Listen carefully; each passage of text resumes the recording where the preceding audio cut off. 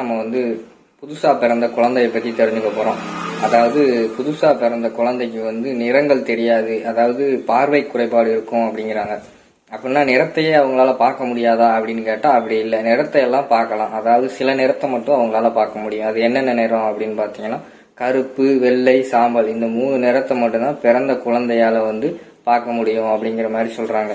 குழந்தை பிறந்து 1 வாரம் வரைக்கும் வந்து அந்த குழந்தை வந்து அழுதானா அந்த குழந்தையோட கண்ணீர், அந்த குழந்தைக்கு வந்து கண்ணீர் வராது அப்படிங்கிறாங்க. ஏன்னா பிறந்த குழந்தைக்கு வந்து கண்ணீர் சுரப்பி அப்படிங்கிறது வந்து பிறந்த அப்போ வந்து அவ்வளவு இருக்காது அப்படிங்கிற மாதிரி சொல்றாங்க. அடுத்து வந்து உலகத்துல வந்து 300 குழந்தை பிறந்துச்சுன்னா அதுல வந்து 300 பிரசவம் நடந்துச்சுன்னா அதுல ஒரு பிரசவம் வந்து இரட்டை குழந்தையா நடக்குது அப்படின்னு வந்து ஒரு கால்குலேஷன்ல வந்து சொல்றாங்க. அதுக்கடுத்து வந்து ஒரு குழந்தை வந்து ஆணா பெண்ணா அப்படின்னு தீர்மானிக்கிறது வந்து ஒரு ஆணினோட குரோமோசோம் வச்சுதானா. அது வந்து பெண்ணுக்கும் அந்த குழந்தையோட பாலினத்துக்கும் எந்த ஒரு சம்பந்தம் இல்லை அப்படிங்கிற மாதிரி சொல்லிடுறாங்க.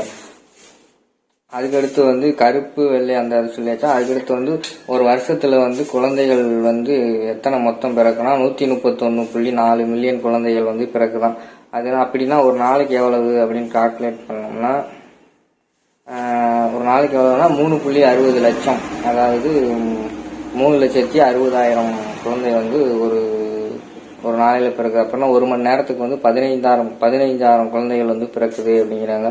ஒரு நிமிஷத்துக்கு வந்து 250 குழந்தையா, ஒரு செகண்ட்ல 4 குழந்தை, இப்படி சொடக்கு போற நேரத்துல வந்து 4 குழந்தை இந்த உலகத்துல பிறந்துகிட்டு இருக்கு அப்படின்னு வந்து ஒரு கால்குலேஷன்ல சொல்றாங்க.